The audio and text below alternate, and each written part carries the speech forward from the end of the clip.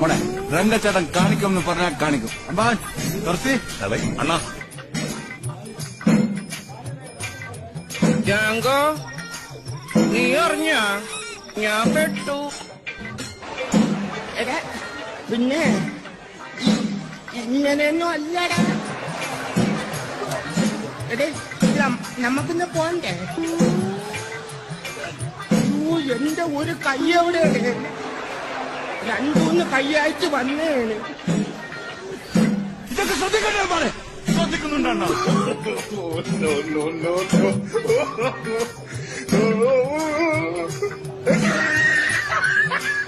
ഞാൻ അപ്പോഴേ പറഞ്ഞിപ്പ കേറല്ലേ കേറല്ലേ.